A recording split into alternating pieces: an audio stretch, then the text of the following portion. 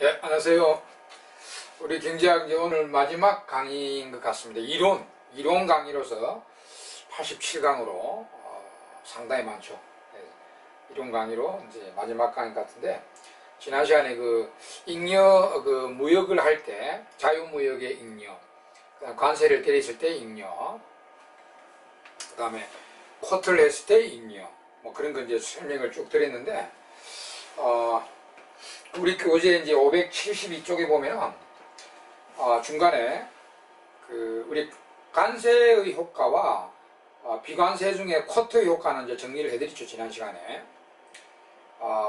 그 밑에 보면은 우리가 수입 소국의 경우에 수입 소국이다. 우리가 수입 소국이다, 소국. 우리가 미국의 쇠고기를 수입하는 소국가로서 잉여 크기면, 후생 크기면이죠. 뭘 하는 게 가장 잉여가 후생이 제일 좋고, 뭘 하는 게 가장 잉여면에서 안 좋을까, 후생면에서 안 좋을까. 이 잉여 후생이라는 건 이제 효율면이죠. 효율면에서 뭘 하는 게 제일 좋을까, 뭘 하는 게 제일 나쁠까, 뭐 그런 이야기가 쭉 되어 있는데요. 자, 그림을 다시 그리면, 우리가 미국의 소고기를 수입하는 소국입니다. 우리나라 소고기 시장이 요래 되어 있잖아요, 그죠? 우리가 이제 자유무역 안 하면, 요게 이제 우리나라 소고기 시장인데, 한국의 쇠고기 시장인데, 자급자족 하면은 여기 소비자 잉여가 요 면적이고요. 그 다음에 생산자 잉여가 요 면적으로서 전체 잉여가 요거밖에 안 되죠. 그죠? 자급자족 하면은, 무역 안 한다 하면은 소비자 잉여, 생산자 잉여, 전체 잉여 요거밖에 안 되죠. 우리가 지난 시간에 공부했지만, 미국하고 자유무역을 하게 되면은 요 가격으로 수입이 되죠. 요 가격으로 이제 수입되니까 요만큼은 국내에서 사먹고, 그 다음에 이거는 수입에 사먹는다. 그러면 소비자 잉여는 뭐 넓어지죠. 소비자 잉여는 수요 곡선 이하 가격까지 면적, 소비자 잉여는 확 넓어지고요.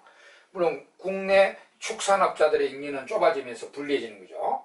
그러나 이 두 면적을 합치면 이 노란 소비자 잉여와 자유무역 시에 소비자 잉여의 만큼, 생산자 잉여의 만큼, 요걸 면적을 합치면 자급자족 때의 잉여보다 이 정삼각형 면적이 증가된다 했죠. 총잉여 면에서 이 면적이 증가되잖아요, 그죠? 요게 이제 우리가 지난 시간에 또 관세 부가 효과를 하니까, 관세를 하니까 요리 돼가지고 뭐 지금 면적이 표시되어 있었죠, 여러분. 요거 사중적 손실 E, F, 요게 정부 조세액인 혹은 관세면 정부 조세액이고, 그 다음에 이제 쿼터면은 이 쿼터를 할당받은 기업의 수입인데 A 면적, 그 다음 EF는 사중적 손실료, 요것도 우리 책에 G라고 되어 있죠. 요 삼각형 G, 요 삼각형 E, 요 사각형 A, 요 삼각형 F, 요 전체 요 삼각형만큼 자급자족에 비해서 자유무역하면 전체 잉여 요 면적이 증가되죠. 그러니까 요 이제 순위를 봐주면 자급자족부터, 우리가 자급자족하다가 이제 자유무역으로 갔다. 자유무역을 하게 되면은 자급자족에 비해서 증가된 잉여가 정삼각형 빨간 면적이죠. 그러니까 제가 그림을 우리 책에는 요 표시만 돼 있는데 부호로 자급자족에 비해서 자유무역을 하게 되면은 자급자족에 비해서 증가된 잉여가 요 정삼각형이죠. 여기 이제 그림까지 그려드리면 이렇게 A, E, F, G 요만큼의 잉여가 자급자족에 비해서 증가되죠. 자유무역하면은. 그 다음에 이제 지난 시간에 보면 관세나 쿼터를 때려버리면요.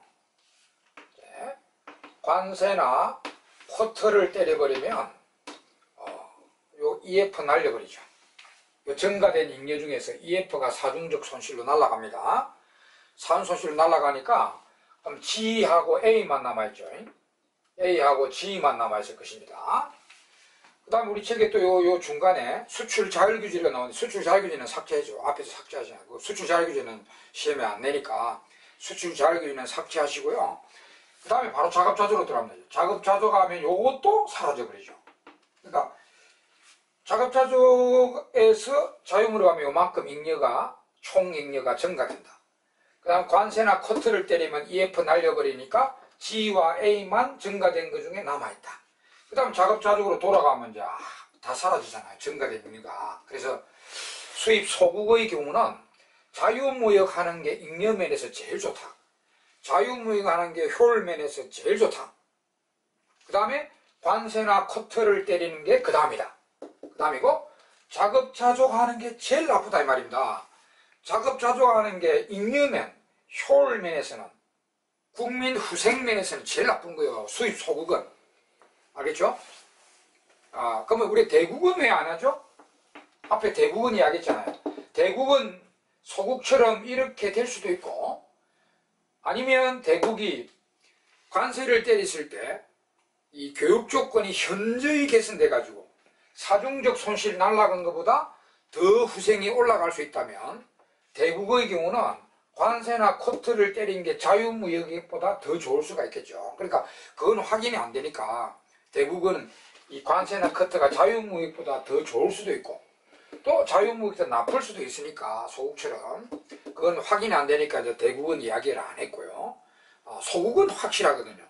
소국은 EF 날아가는 것만 있으니까 관세를 커트를 때리면 교육 조건이 개선돼서 좋아지는 점은 없고, 전혀 없고, EF만 날려버리니까 소국은 반드시 관세나 커트를 때린 게 자유무역보다 잉여면에서 나쁩니다. 나쁘고, 작업자족이 제일 나쁘다. 이렇게 이제 정리를 하시면 되고요. 자, 그 다음에 이 파트의 제일 마지막으로 이제, 거꾸로 물어봤죠. 지금까지는 관세의 효과, 코트의 효과, 이렇게 이제 공부했는데, 반대로 우리가 오히려 관세를 때리고 있다가 이제 관세 철폐를 했다. FTA로 자유무역하게 됐다. 그래서 반대로 물어봐죠. 관세를 때리고 있는 상태에서 이제 FTA 협상으로 관세 철폐했다. 관세를 완전히 철폐하고 자유화, 무역 자유화를 하게 됐다. 이때 효과가 뭐냐 이렇게 물어본다. 반대로 물어보죠. 관세 철폐한다. 무역 자유화 실시한다. 자유무역을 하게 된다. 효과를 말해보라. 그럼 일단 우리 앞에 관세 부과의 모든 역효과가 나옵니다. 관세 부과의 모든 역효과, 우리 앞에 관세 부과 효과 딱 정리했잖아요. 그림으로. 그거에 전부 다 역효과가 일어납니다.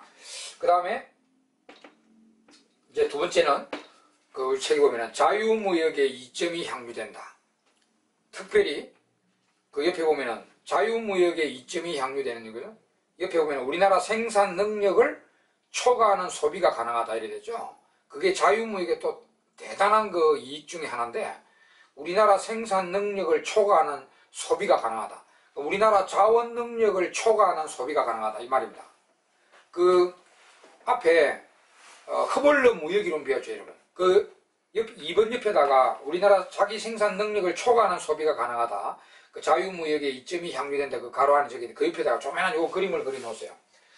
우리 허벌러 무역이론을 앞에서 배웠잖아요.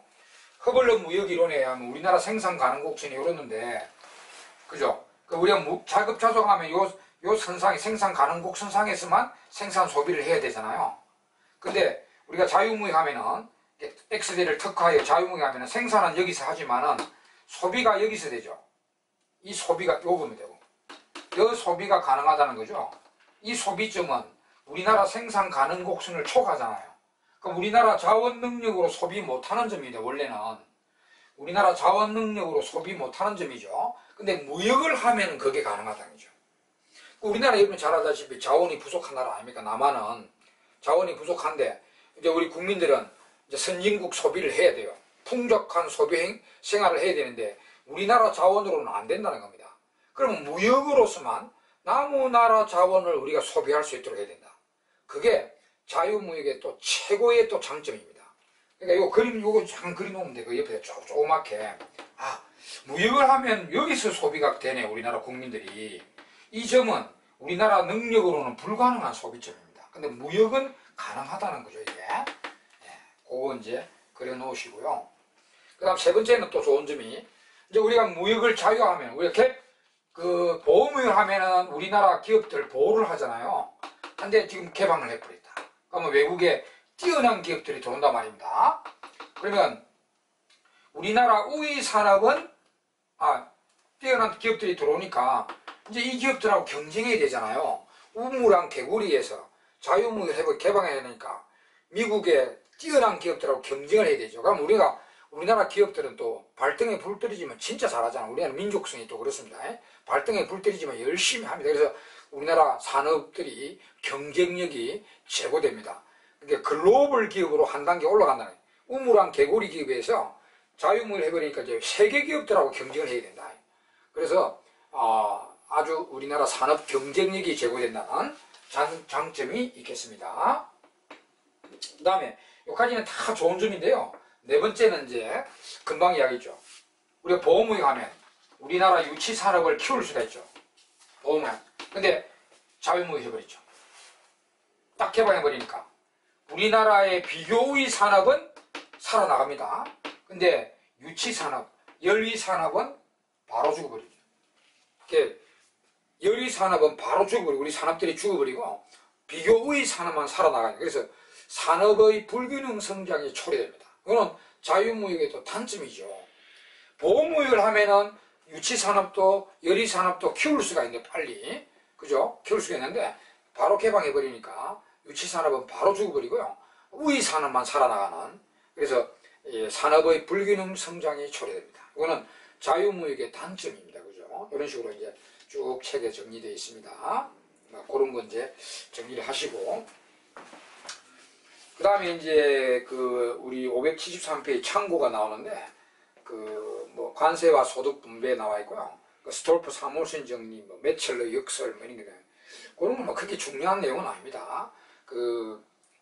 시험에 잘 안 나오는 내용이에요. 그래서, 굳이 안 보셔도 되겠습니다. 이러고. 그 다음에 밑에 최저관세율인데, 최저관세를 계산하는 그 공식도 나가는데, 그것도 시험에 잘 안 나오니까, 573페이지 참고는 굳이 안 보셔도 되지 않겠나 봅니다. 안 그러면 심심하시면 그냥 한번 서기를 보시든지요.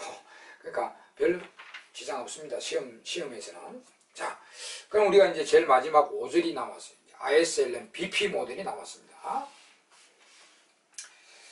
ISLM BP 모형이 뭐냐? 먼델과 플레밍이라는 경제학자들의 이론입니다. 자, 그럼 여러분 일단은 12장으로 타임머신을 타고 가보십니다. 12장. 기존에 우리 12장에, 경제학 12장에 ISLM 모델이 있었죠. ISLM 모형. 생산물 시장과 화폐금융이 결합된 모델이죠. 여기에서 우리가 12장에서 ISLM 모형에서 IS를 이동하는 재정정책이 효과 있나, LM을 이동하는 금융정책이 효과 있나, 우리 총수요 관리정책 중에 재정이 효과 있나, 금융이 효과 있나, 이런 걸 공부한 적이 있죠. 12장. 까마득 합니까?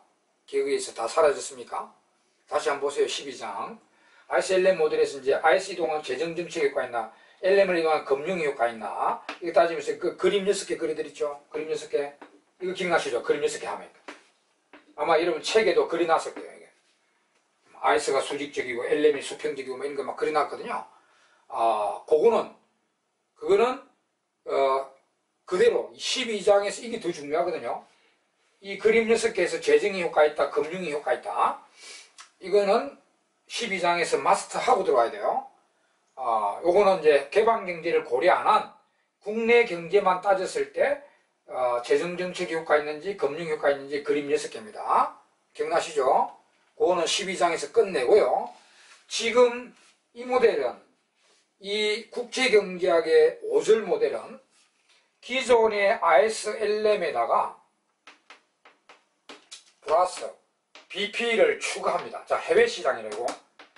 해외시장을 도입을 합니다. 기존 생산물 시장과 화폐금융시장에다가 해외시장까지 도입을 합니다. 해외시장까지 도입을 해가지고 해외시장을 도입해서 이 세계시장을 동시에 다루면서 IS 이동 정책인 재정이 효과 있나, LM 이동인 금융이 효과 있나, 이거 연구하는. 그러니까 어차피 재정의 효과 있나 금융의 효과 있나 소득에 국민소득 변화에 재정정책이 더 효과 있나 금융이 더 효과 있나 이걸 연구하는 이론입니다. 근데 12장에서 한 거는 ISLM만 따져가지고 한 거고 그림 6개로 해가지고 그거는 그대로 끝내고요. 이 먼델과 플레밍이라는 경제학자들이 기존의 ISLM에다가 해외시장 요 BP가 뭐냐면 약자입니다. 이것도 밸런스 오브 페이먼트 약자입니다. 그러니까 국제수지 균형이라는 뜻이죠. 그러면 이게 다른 말로 하면 해외시장 균형선입니다. 우리가 IS가 생산물시장 균형을 뜻하는 선이죠. LM이 화폐금융의 균형을 뜻하는 선이죠. 그럼 BP는 자기 말하는데 국제수지가 해외시장에서 우리 미국과의 그 해외 거래 관계에서 수출입 관계에서 국제수지가 균형이 되는 점들의 궤적입니다. 좌표는 뭐 ISLM이 어쨌든 좌표 그대로 껐는데 요걸 이제 추가로 도출해 가지고요. 요 세 가지 선을 동시에 고려해 가지고 요 세 가지 시장을 동시에 고려하는 거죠. 해가지고 재정정책의 효과 있나 금융의 효과 있나 이걸 연구한 이론이 ISLM입니다. ISLM BP 모델입니다. 이걸 미리 말씀드리면 요거 이제 옛날에 그 이론이 나온 지 오래됐는데요. 이거 나올 때는 그때는 인기를 못 얻었어요. 최근에 와가지고 요게 이제 계속 인기를 얻게 되고 또 최근에 또 경제학 시험, 각종 경제학 시험에 좀 이게 그렇다고 해서 출제 확률이 굉장히 높은 그런 100%다 뭐 이 정도 50%다 이 정도의 높은 출제 확률은 아니고 제가 볼 때는 30% 정도. 그러니까 3년 만에 한 번은 나온다. 그 정도인데 그래 옛날에는 뭐 한 5년, 10년 만에 한 번씩 나오고 이랬는데 요새는 이제 3년에 걸러 한 번씩 나오는 이런 식으로 이제 옛날보다는 조금 이제 중요성이 부각되는데 왜냐하면 나중에 보시면 이 이론이 국제 간 자본이동이 자유로우면 자유로울수록 국제 간 자본이동이 자유로우면 자유로울수록 이 ISLM BP 모델의 결론이 더욱더 강력해지기 때문에 우리 지금 최근으로 올수록 그 국제 간의 자본시장이 개방되고 FTA 협정이 많이 되고 하면서 자본시장이 자꾸 개방되거든요. 자본시장이 뭐 이렇게 이제 개방되니까 이들의 결론이 더 이제 먹히게 되는 겁니다. 옛날에는 자본시장 이동이 불안전한 경우는 이 논문의 결론이 별로 안 먹혔는데 이 자본시장이 자꾸 이제 자본이동이 자유화되면서 이들의 논문의 결론이 더 먹히니까요. 요새 와서 더 인기를 얻는 것 같고 그래 시험에 좀 더 많이 보인다 이 말입니다. 그래서 요 ISLM 모델에 대해서 제가 이제 설명을 이제 드려보겠습니다. 그래서 일단은 여러분 IS와 LM은 이미 이제 12장에서 공부한 거 알고 계시잖아요. 계시고 지금 새로운 이제 BP선, 해외시장 균형선, 국제수지 균형이 되는 선을 도출해가지고 기존 ISLM하고 이제 BP를 결합해가지고 IS 이동인 재정이 소득에 효과가 있는지, LM 이동한 금융이 소득에 미치는 영향이 큰지 이걸 이제 결론을 내리보자는 그런 것입니다. 네. 자, 그러면 ISLM은 여러분들 알고 계시니까 일단 BP선을 도출해 보겠습니다. BP선은 뭐 새로운 선이니까 도출을 간단하게 해보겠습니다. 우리 ISLM BP에서 나온 다음에 문제가 뭐 BP의 도출에 대해서 물어본다든지 이동 요인에 대해서 물어보고 그런 걸 물어보는 게 아니고 결론을 물어본다. 결론을. 그러니까 그 앞에 도출이라든지 BP 도출이라든지 이동 요인 이런 거는 이제 내용을 보기 위해서 한 거니까 크게 신경 쓰지 마시고요. BP선은 밸런스 오브 페이먼트 국제수지 균형을 뜻하는 점들의 궤적선인데 우리가 앞에 국제수지는 크게 경상수지와 자본 금융계정이라 할까요? 그냥? 금융계정 이렇게 형성되어 있잖아요. 그죠? 그러면 요 이제 그 ISLM이 그려졌던 이자율 국민소득 평면에 이 국제수지가 균형이 되게 하는 이자율과 국민소득의 조합의 연결 궤적선입니다. 그러면 처음에 자, 이거 우리나라 국민소득 Y0고요. 여기 우리나라 이자율 R0입니다. 여기 또 우리나라 경제 소국이고요. 미국은 경제 대국이거든. 그래서 미국의 이자율을 국제 이자율로 보면 돼요. 여기 미국 이자율과 우리나라 이자율이 같은 수준에서 지금 경상수지 균형, 금융계정 규정, 국제수지 균형이라 가정합시다. 자, 그러면 궤적을 보기 위해서 소득이 늘어나는 충격 주겠습니다. 자, 우리 소득이 늘면은 수입이 증가되기 때문에 이 경상수지 소득이 늘면은 이 경상수지가 적자가 납니다. 수입이 늘어서. 그러니까 소득이 늘면 수입이 는단 말입니다. 그래서 경상수지 적자 나요. 그럼 다시 국제수지가 균형이 되게 하려면 금융계정 쪽에 흑자를 내줘야 되겠죠. 금융계정 쪽에 흑자를 내주려면 우리나라 이자가 미국 이자보다 올라가야 됩니다. 이렇게 미국 이자보다 우리가 올라가야 금융계정이 우리가 흑자 날 거 우리나라 쪽 자본이 유입되니까. 그래서 요즘 이제 나오는데, 이때 우리나라 이자가 국제 이자보다 높은 수준으로 유지된다면 이게 뭐냐면 자본이동이 불안전한 경우죠. 자본이동이 불안전하면 우리나라 이자가 미국 이자보다 높은 상태로 유지될 수가 있습니다. 이때는 우리가 앞에 우리 이자 평가설 있죠. 이자 평가설에 환차익률이 높다고 가정된 모델입니다. 환차익률이 있는 경우는 또 그 자본이동이 완전한 자유화 되어 있다 하더라도 이자율의 차이가 나죠. 환차익률이 있는 경우에. 그 이자 평가설에서 공부했잖아요. 이자 평가설은 자본이동이 완전히 자유화되어 있습니다. 근데 환차익률이 있으니까 금리가 차이가 난 상태로 유지될 수가 있는데, 이 모델은 환차익률은 없어요. 그러면 자본이동이 완전화되면 우리나라 이자는 반드시 미국 이자로 돌아갑니다. 미국 이자가 경제대국, 세계 경제대국의 이자로 국제이자가 나요. 우리 소국들은 단기적으로 이자를 올라갔다 내려갔다 하더라도 결국은 미국 이자로 기결돼야 됩니다. 미국 이자로 기결되니까. 근데 이렇게 우리나라 이자가 미국 이자보다 높은 상태로 유지된다는 것은 자본이동이 불안전한 경우예요. 자본이동이 불안전하면 BP가 우상향이 나옵니다. 자본이동이 불안전한 경우는 이제 우상향으로 나타나고, 우리 교재의 오른쪽 그림에 나와 있죠. 자본이동이 불안전하면은 BP가 우상향 나오고요. 근데 완전하면은 단기적으로 여기로 갔다가요, 우리나라 이자가 요 수준에 있을 수 없잖아요. 계속 우리나라 쪽 자본이 유입돼 가지고 우리나라 이자를 끌어내립니다. 결국은 우리나라 이자는 미국 이자로 기결되게 돼 있어요. 그래서 자본이동이 완전하면은 일로 올라갔다가도 결국은 우리나라 이자율이 떨어지거든요. 이렇게. 그러면 그때는 이제 BP선이 수평선이 되어버립니다. 일단 이거는 도출 과정은 필요 없습니다, 여러분. 도출 과정은 절대 안 물어보니까. 그럼 일단 자본이동이 완전하면은 BP가 국제이자, 미국 이자하고 우리나라 이자하고 여기서 같은 수준에서 수평선의 BP가 도출되고요. 물론 자본이동이 불안전한 경우는 잘 안 오겠지만, 자본이동이 불안전한 경우에 우리나라의 국제수지 균형 BP선은 우상향한다. 이렇게 기억해 두시면 됩니다. 그 다음에 이제 그 밑에 각선의 이동 요인은, 우리 IS 이동 요인은 12장에서 여러 가지 배웠는데, 여기서 필요한 거는요, IS 곡선은 이제 환율 인상하면 수출이 증가되고 수입이 감소하잖아요. 그러니까 환율 인상되면 우측, 환율 인하되면 좌측입니다. 여기서 필요한 거는 이 환율 인상 인하밖에 없어요. 환율 인상은 수출 증가되니까 IS 우측이고, 환율 인하는 수출이 감소하니까 왼쪽이죠. 요거만 여기서 필요하고요. 그 다음 LM은 여기서 필요한 거는 고정환율 제도에서, 고정환율 제도에 있습니다. 국제 수지가 흑자면은 통화량 증가니까 우측, 국제 수지가 적자면은 통화량 감소니까 좌측입니다. 국제 수지 고정환율 제도에 있으면 이동시키면 돼요. 우리 왜 변동환율 제도는 왜 적자 흑자가 없잖아요. 앞에 배웠잖아요. 변동환율 제도는 단기적으로 적자 흑자가 있어도 지가 환율이 오르고 내려가지고 항상 국제 수지를 균형을 만들어 버리거든.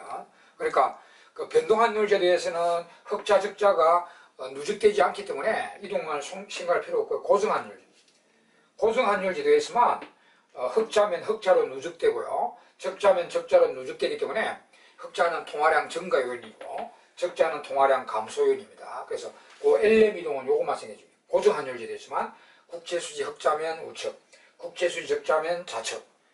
적자가 통화량 증가니까, 적자는 통화량 감소니까요. 그 다음에 이제 BP선이 요거 수평선은 이동을 해봐야, 미국 이자가 불변인 상태에서는 우측으로 가봐야 거기고 좌측으로 가봐야 거기니까 이동 요인 전혀 고려할 필요 없죠. 근데 이제 BP가 우상향인 경우는 역시 그 환율이 올라가면 우측이고요, 환율이 내려가면 좌측입니다. 아이스하고 똑같아요. 아이스 곡선도 환율 인상은 이제 우측이고요, 이것도 환율 인상은 BP가 우측으로 갑니다. 우측으로 가고 환율 인상은 같은 거라 보면 돼. BP가 수평이면 이동 요인 전혀 옆으로 가봐야 거기니까. 물론 이제 미국 이자가 올라가거나 내려가면 이게 아래 위로 움직이네. 미국 이자가 올라가는 그건 국제 이자거든. 우리나라 이자가 아니고. 미국 이자가 오르고 내리면 이게 위로 올리고 위로 내리면 되는데, 미국 이자가 불변인 상태에서 우리나라의 경우에는 이제 BP가 아무리 오른쪽 가봐도 왼쪽으로 가봐도 거기니까 뭐 고려할 필요 없고요, 이동 요인. 그래서 여기 각선의 이동 요인입니다. 그래서 이걸 가지고 이제 결론을 내리는데, 먼저 여러분 내용을 분석하기 전에 이들의 결론부터 한번 볼까요? 결론이 이제 577페이지에 결론이 나가 있습니다. 결론을 딱 보고 577페이지 마지막에 이제 결론부터 결론만 물어보는 문제가 있어요.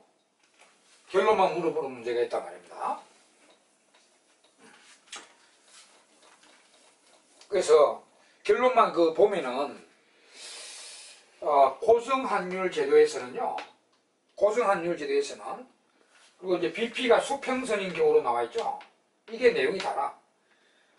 BP가 우상향으로 되어 있는 자본이동이 불완전한 경우죠. 자본이동이 완전한 경우인데, 이 내용과 이 내용은 똑같아요. 근데 딱 하나 다른 게, 변동환율 재정이 효과 없다, 미약한 효과 이쪽이 다른데, 그러니까 다른 거는 이쪽만 보면 돼요. 자, 이렇게 되어 있지만은, 요건 필요 없어요, 이거는. 내용이 똑같으니까. 그러면 고정환율 제도에서는 재정정책이 효과 있고요, 금융이 효과 없습니다. 자, 고정에서는 재정이 소득 변화면에, 지금 소득 변화면에 소득을 변화시키는데 매우 효과적이고, 금융은 고정환율 제도에 효과 없습니다. 이거 우리 또 앞에 변동환율 제도의 고정환율 제도 장단점, 변동환율 제도 장단점에서 이미 나온 내용 아닙니까? 우리 고정환율 제도의 단점 중에 하나가 이 금융정책의 독립성이 떨어지고 금융정책의 효과가 미약해진다는 단점이 있었죠. 변동환율 제도는 오히려 금융정책의 독립성이 제고되고 금융정책의 효과가 강력해진다는, 앞에 이미 이 이론을 떠나서 ISLM BP 모델을 떠나서 이 앞에 우리 변동환율제도의 장단점, 고정환율제도의 장단점에서 이미 이야기됐죠. 변동환율제도의 최고의 장점 중에 하나가 이게 환율이 움직이고 국제수지 균형을 만들어주니까 이 우리나라 금융정책의 독립성을 제고하고 금융체의 효과를 강력하게 만든다는 게 최고의 장점. 반대로 고정환율제도에서는 이 금융정책의 효과가 상쇄되고 금융정책의 효과가 없어진다고 이런 단점을 이야기합니다. 그래서 우리가 불가능한 삼위일체 이런 용어도 말씀드리는데요. 그거하고 또 맥을 같이 하잖아요. 고정환율 제도에서는 금융이 효과가 없단 말이에요. 소득에. 재정만 효과가 돼. 그리고 변동에서는 반대야. 변동에서는 이제 금융이 매우 효과적이에요. 완전 반대로 되어 있죠. 고정에서는 재정이 효과 있고요. 금융이 효과 있고, 변동환율제는 금융이 효과 있어요.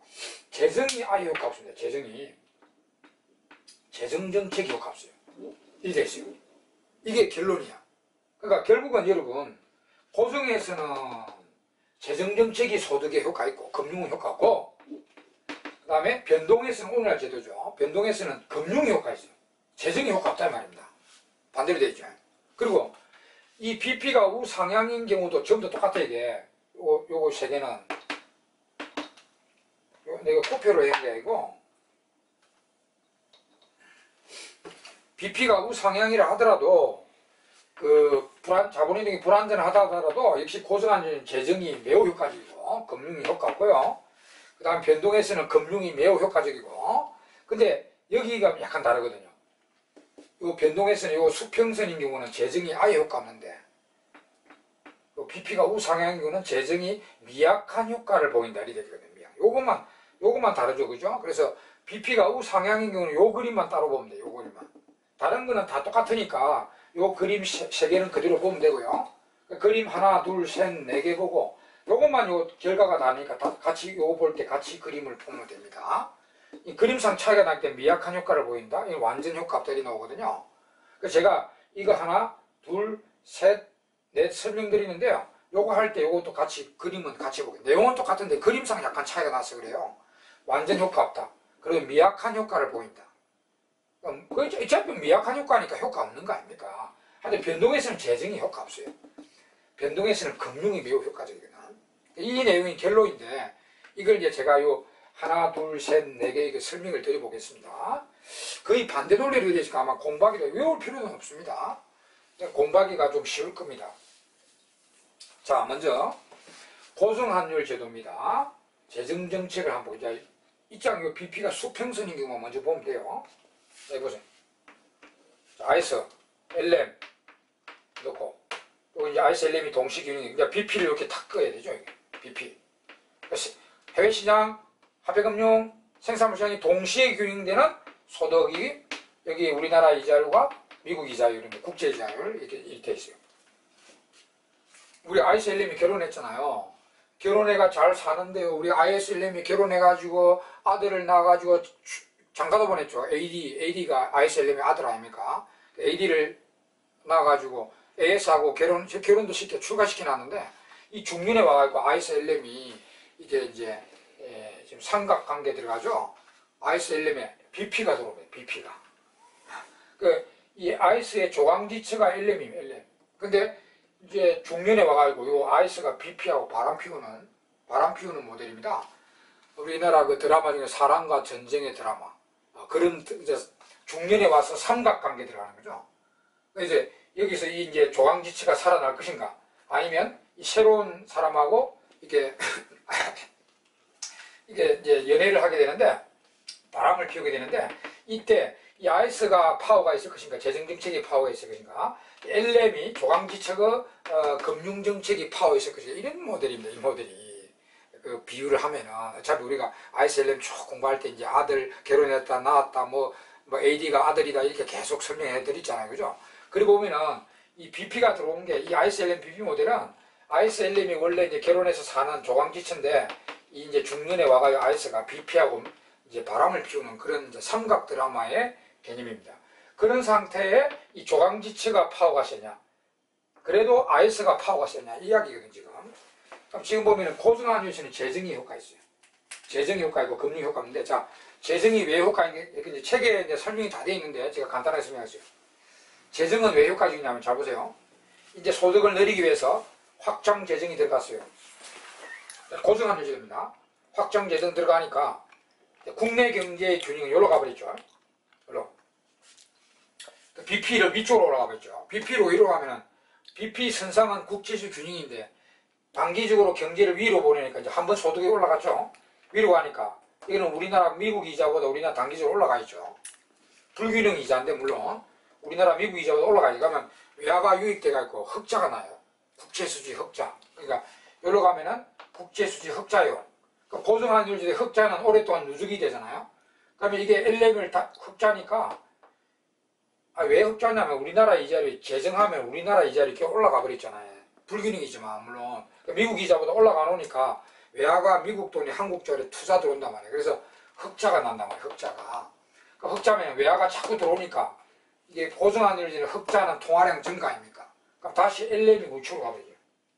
LM이 우측으로 가면서 세선이 이 흑자에 의해서 통화량 증가로 LM이 우측으로 가면서 경제가 일로 가버려요.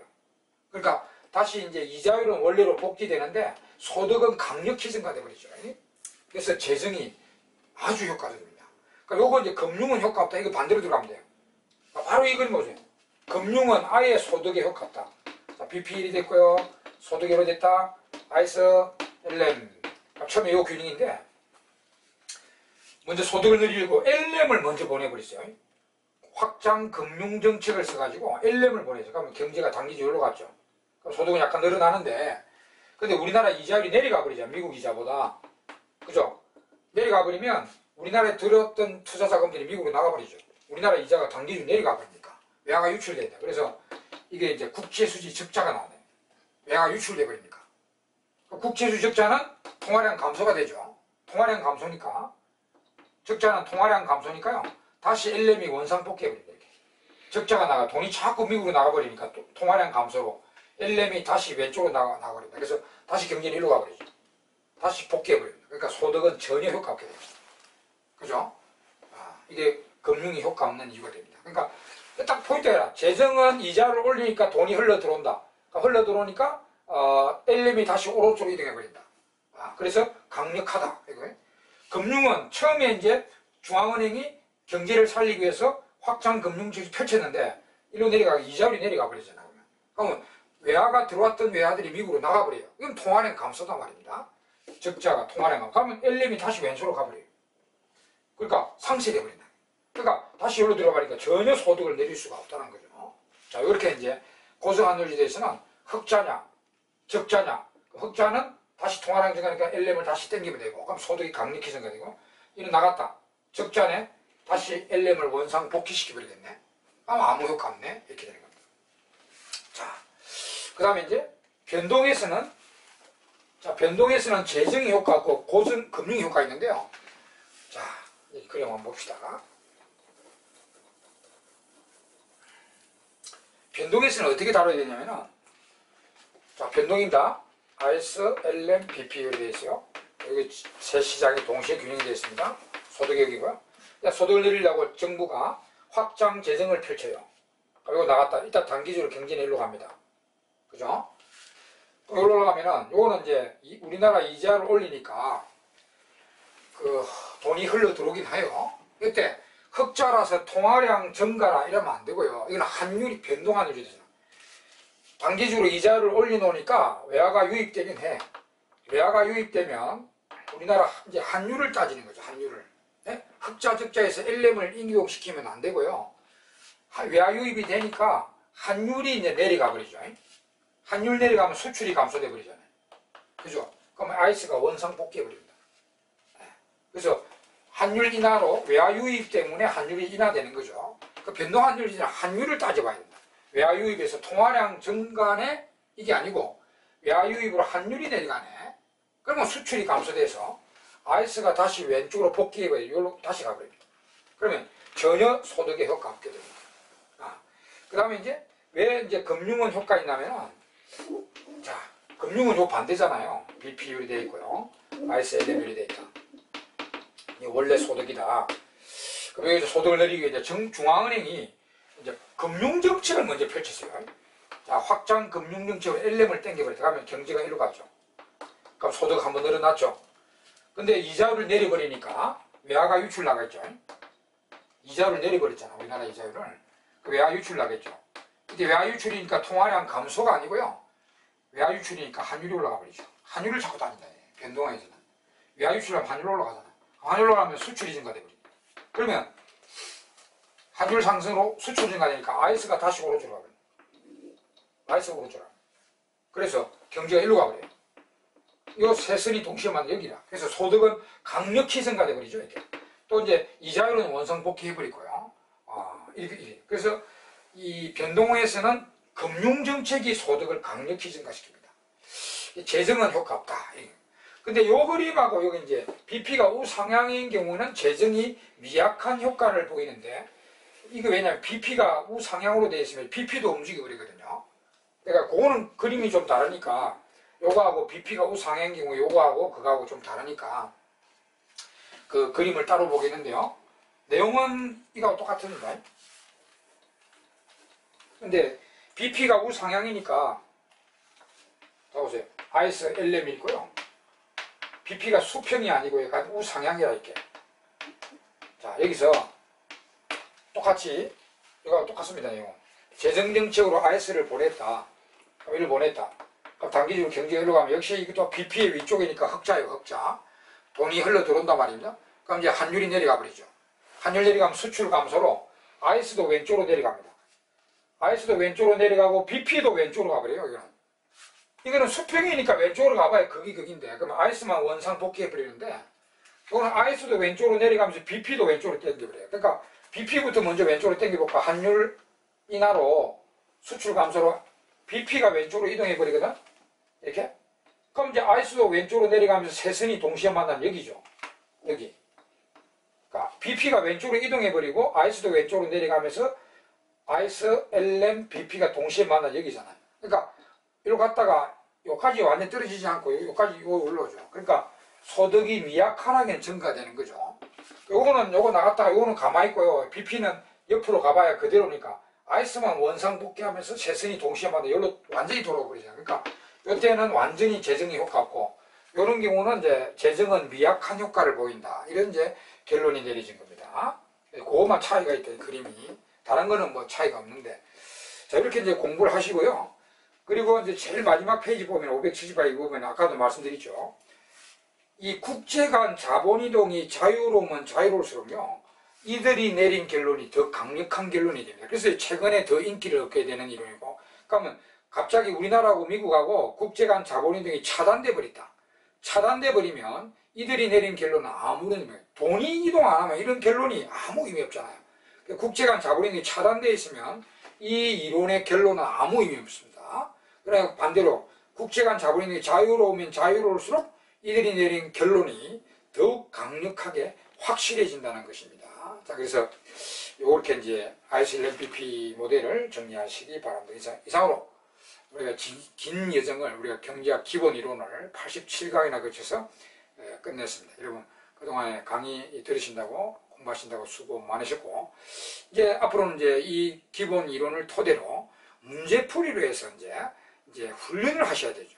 객관식 문제를 푸는 훈련 연습을 하셔야 됩니다. 이론도 더욱더 완벽하게 공부해야 되겠지만 문제 푸는 기술도 있거든요. 그래서 그런 것도 이제 문제풀이를 통해서 또 열심히 공부하시기 바랍니다. 예, 그동안 수고 많으셨습니다. 문제풀이반에서 뵙도록 하겠습니다.